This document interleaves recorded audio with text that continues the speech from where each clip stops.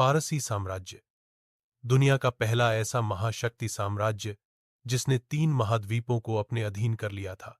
इसकी नींव डाली थी महान शासक साइरस द ग्रेट ने, लेकिन इसे ऊंचाई तक पहुंचाया डेरियस प्रथम और उसके पुत्र जर्कसीज ने।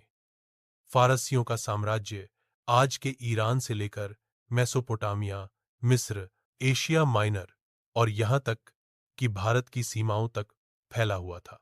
इतना विशाल साम्राज्य चलाना आसान नहीं था, लेकिन फारसियों ने शासन का एक अद्भुत मॉडल बनाया जिसे सात्रापी सिस्टम कहा जाता था।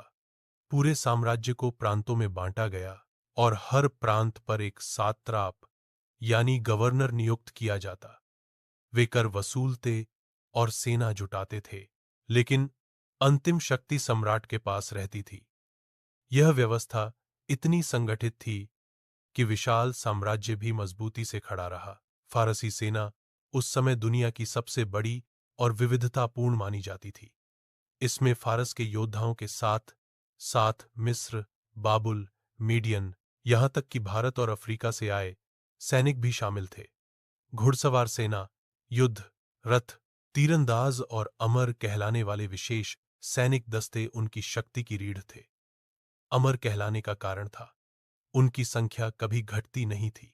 जैसे ही कोई सैनिक मरता, तुरंत उसकी जगह नया सैनिक भर दिया जाता। इसीलिए उन्हें अमर माना जाता था। धन और संसाधनों की कोई कमी नहीं थी। साम्राज्य के हर कोने से टैक्स और खजाना राजधानी सूसा और परसेपोलिस में जमा होता। यही खजाना सरसेस को लाखों की सेना तैयार करने की क्षमता देता।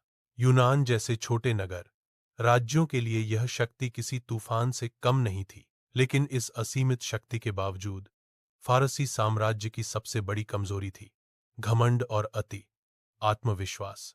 दोस्तों, इस मजेदार वीडियो का पूरा मजा लेने के लिए हमारे चैनल पर जाएं या लिंक बायो में अभी देखें और चैनल को सब्सक्राइब करें।